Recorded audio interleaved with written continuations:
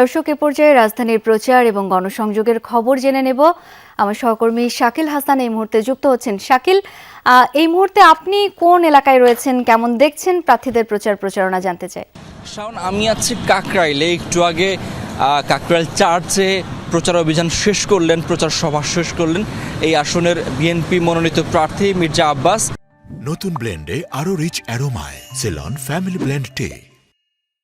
তিনি দুপুর থেকেই প্রচারণা শুরু করেছেন এই এলাকায়। প্রথমে তিনি গিয়েছেন কাকরাইল চার্চে, সেখানে খ্রিস্টান ধর্মাবলম্বী জনগোষ্ঠীর মানুষদের সঙ্গে কথা বলেছেন। তিনি তাদের অভাব, অভিযোগ, দাবি দাওয়া সম্পর্কে জেনেছেন। তারপরে তিনি বলেছেন যে তিনি নির্বাচিত হলে এই অঞ্চলে বসবাসকারী খ্রিস্টান সহ অন্যান্য ধর্মাবলম্বী মানুষদের সহাবস্থান নিশ্চিত করা, তাদের নিরাপত্তা নিশ্চিত করা এবং তাদের অধিকার নিশ্চিত করার জন্য তিনি কাজ করবেন। পাশাপাশি এই এলাকার বাসিন্দা যারা রয়েছেন, ভোটার যারা রয়েছেন, তারা কিন্তু বলছেন যে যেহেতু ঢাকার কেন্দ্রে একটি খুব গুরুত্বপূর্ণ এলাকা হচ্ছে এই মতিঝিল, পল্টন, কাকরাইল, রমনা এলাকা, এবং এই এলাকাটি ঢাকা ৮ আসনে নির্বাচন হবে এবার। বেশ কয়েকজন প্রার্থী রয়েছেন, BNP, NCP, Bangladesh communist party, তারা প্রার্থী দিয়েছে।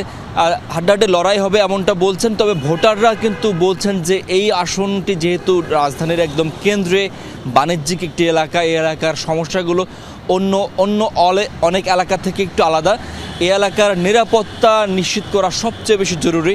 এই এলাকার নাগরিকদের যে মৌলিক যে চাহিদা, অর্থাৎ শিক্ষা প্রতিষ্ঠান, বাসস্থানের এবং নাগরিক যে সেবাগুলো রয়েছে সেগুলো যেন নিশ্চিত করা হয়। পাশাপাশি বৃষ্টির দিনে জলাবদ্ধতা যেন না থাকে সেটির জন্য পয়নালা খনন করা, খাল খনন করা, সেগুলো কার্যক্রম নিতে হবে। পাশাপাশি মশা একটি বড় উপদ্রব রয়েছে এলাকায়, যেহেতু এই এলাকার বেশ কিছুটা অংশ পেছনের দিকে মতিঝিল, শাহজাহানপুর এলাকার দিকে একটু নিচু এলাকা রয়েছে এবং ঘিঞ্জি এলাকা রয়েছে, সেখানে প্রচুর মশা থেকে গত কয়েক বছর আমরা দেখেছি অসংখ্য রোগী ভর্তি হয়েছেন পার্শ্ববর্তী মুগদা হাসপাতালে, ঢাকা মেডিকেল কলেজ হাসপাতালে।